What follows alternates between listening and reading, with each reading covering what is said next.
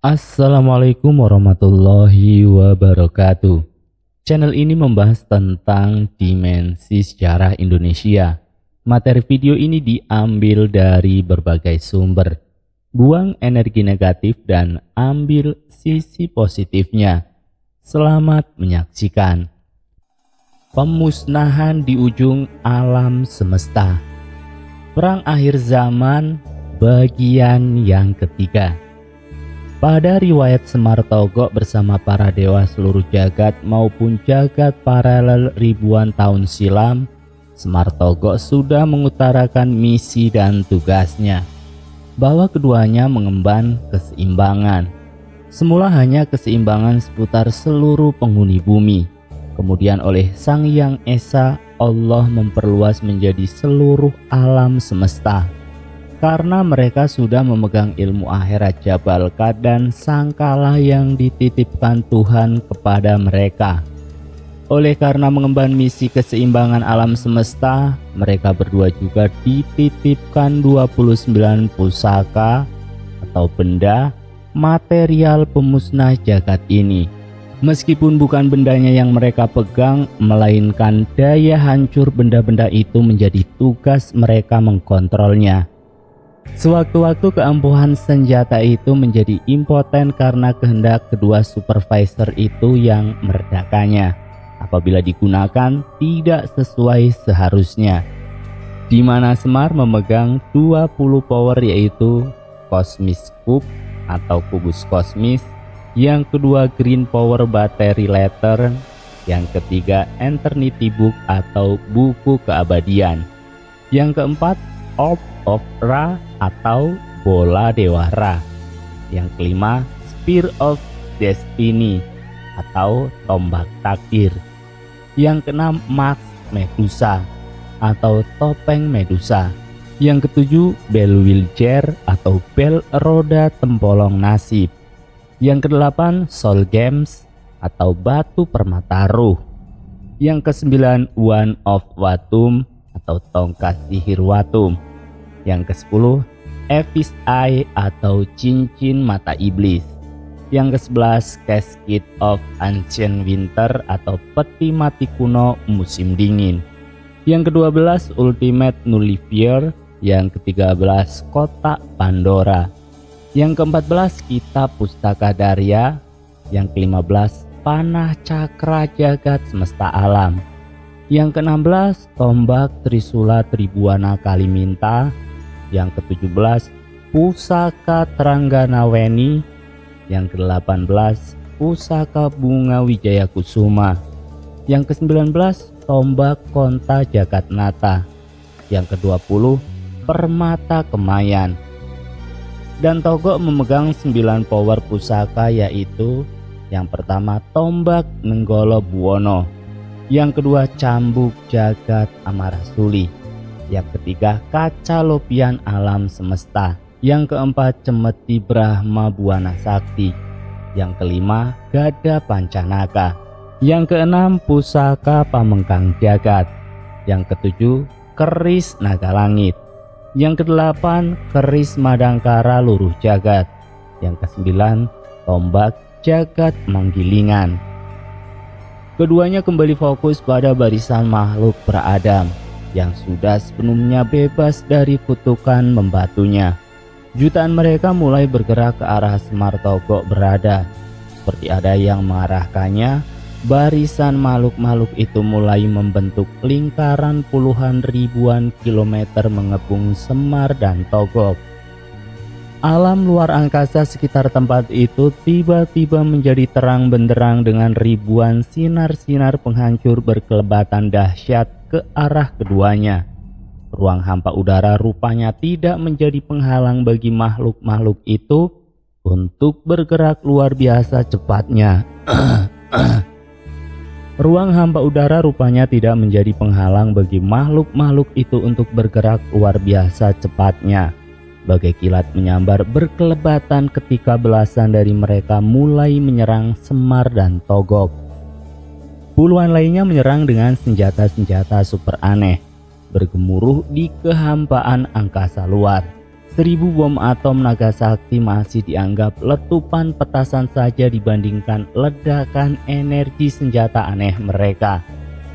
Beberapa dari senjata sudah dipukulkan, ada yang ditembakkan pada planet-planet terdekat, bergelegar suara riuh rendah planet-planet yang hancur itu.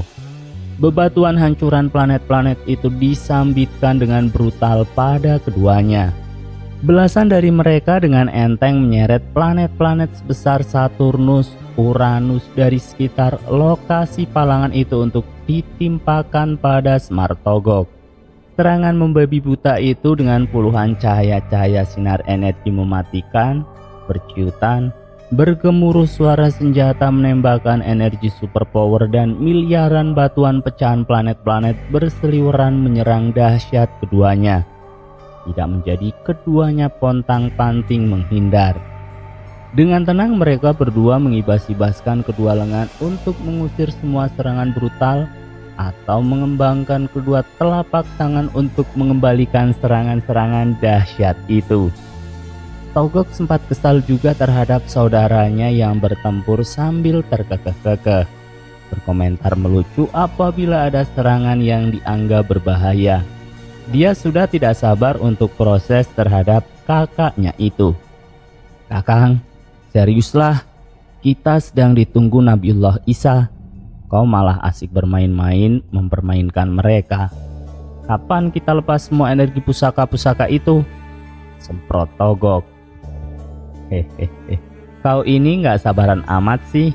Aku ingin tahu aja bagaimana kesaktian makhluk-makhluk sebelum Sang Hyang Adam ini. Ya sudah, ayo, mana tanganmu? Kita harus gandengan untuk melepasnya." "Aku sih udah siap, ini semua disimpan di kuncungku ini," jawab Semar dengan kalem. Mata Semar berkernyit menghitung waktu tepat melepas energi pemusnah jagat itu. Dia memutuskannya apabila semua makhluk itu sudah berada dalam radius penghancuran, agar tidak ada yang sempat kabur menghindar. Setelah tepat waktunya, keduanya dengan cepat melepas energi 29 dari kuncung Semar dan ubun-ubun Togog. Sebersit sinar pelangi keluar mengembang cepat menyebar dalam radius seluas Bima Sakti. Tidak terdengar ledakan di kehampaan luar angkasa. Ledakan belasan planet-planet yang meluruh lumat, juga jeritan kematian jutaan makhluk raksasa yang mengabu di kesunyian luar angkasa. Hanya tersisa debu-debu kuning dari lumatan tulang belulang makhluk-makhluk itu. Juga gumpalan ceceran merah dari daging dan darah. Kejadiannya sedemikian cepatnya. Bahkan Semar Togog masih terbengong-bengong di antara pasir dan debu kuning merah serta kesunyian amat senyap setelah ledakan super dahsyat itu. Kini alam sekitar lubang Big Bang kembali sunyi, meninggalkan sampah debu kuning merah. Semar yang memiliki ajian pustaka Daryo merandek ke dalam-dalam dan serius, bahkan kelihatan cemas. Dia berkata serius seperti ketakutan. "Togog, tahukah kamu, kita sudah melepas tali pengekang kiamat dahsyat akhir zaman. Dengan musnahnya makhluk-makhluk itu berarti lubang-lubang jagat ini akan menarik dunia-dunia dan pusar-pusar jagat. Jagat raya akan menyusut ke dalam satu masa bola dunia, yaitu di sini. Waktunya adalah 40 tahun waktu dunia kita. Kiamat akhir zaman benar-benar akan terjadi." Togog memucat tak berkata sepatah kata pun. Keduanya segera merapal aji lipat jagat untuk panca kaki pergi dari tempat itu kembali kedua manusia seperti perintah Nabi Isa. Tapi mereka berdua tidak mengetahui ada satu mata merah membara penuh amarah menyaksikan semua peristiwa ini. Makhluk itu adalah Dajjal, gembong sumber huru-hara di dunia akhir zaman. Dajjal benar-benar tidak memperhitungkan akan keberadaan Semar Togog yang luar biasa memusnahkan dengan mudah seluruh makhluk-makhluk yang berusia jutaan tahun. Benar-benar lawan tanpa tanding yang luar biasa. Dia harus mendapatkan kelemahan keduanya. Satu matanya nyalang menyapu ke semua areal pertempuran antara pasukannya Yajuj Majuj dengan pasukan-pasukan Imam Mahdi.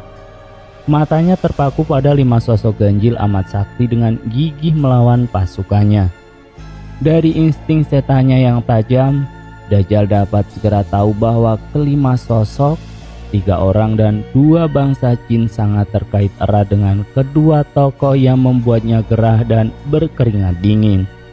Dajjal memerintahkan pasukannya supaya mundur, karena dia sendiri yang akan menghadapi kelima sosok musuh ini.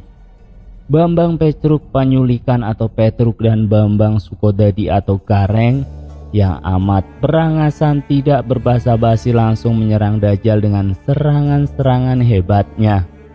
Cepo dan Sarawita menyusul mereka menggunakan ajian sabta daya alam pemberian orang tua mereka. Termasuk Sutiragen, dia menghunus pedang langsung diputar-putar mendengung-dengung hebat bagai serbuan 1000 lebah. Percikan-percikan api semburat mengiringi putaran pedang. Tak dinyana sukar bagi Dajjal untuk meloloskan diri dari kepungan dahsyat ini. Tapi Dajjal bukan sosok sepelean yang mudah ditaklukkan serangan macam itu. Tokoh misterius yang tidak ketahuan asal-usulnya memiliki kesaktian-kesaktian hebat dan sudah dikuasai dengan baik. Tapa ribuan tahun di tempat tersembunyi membuat kesaktiannya kian matang dan hebat. Terutama ilmu jin ifrit anti materi yang membuat semua unsur di dunia dan alam semesta ini tunduk pada keinginannya. Hampir mirip dengan ajian sabta daya alam milik Semar dan Togok. Hanya sabta daya alam hanya merubah bentuk tanpa merubah unsur materi. Ilmu itu mengendalikan 7 kekuatan alam yaitu api, air, angin, cahaya, suara, materi, dan waktu. Berbeda anti materi merubah unsur benda menjadi bentuk benda baru, dinamakan black hole sebesar biji kelereng dengan kepadatan jutaan ton setiap bijinya. Maka sudah bisa diduga pertarungan antara antimateri dan sabta daya alam sungguh amat dahsyatnya. Tapi Dajjal menang penguasaan ilmu dan menang matang. Maka dengan mudah dia menaklukkan kelimanya. Tubuh Situragen, Cepot, Sarwita, Panyukilan dan Sukodadi dibuat menegang membeku menahan serangan ilmu itu. Dajjal memang berniat membunuh kelimanya untuk menjatuhkan konsentrasi lawan utamanya yaitu Semar dan Togok. Dengan bengis tanpa belas kasih lagi kepala kelimanya dipancung dan kemudian dipasak pada tombak dipajang di tepi jalan yang dilalui pasukan musuh. Tubuh kelimanya dilebur oleh ilmu antimateri menjadi pecahan-pecahan arang. Sorak-sorai pasukan Dajjal menyambut kemenangan pemimpinnya dari kelima musuh tangguhnya. Pasukan Imam Mahdi mundur sesaat membawa jenazah kelima kepala ksatria perangnya. Kelima kepala ksatria itu dibalut rapi dalam kain kafan dan masing-masing dimasukkan ke dalam peti mati. Kematian kelimanya segera dilaporkan kepada Imam Mahdi dan Nabiullah Isa. Nabi Isa tercenung tunduk, terduduk, diliputi doa untuk arwah kelima pembantunya.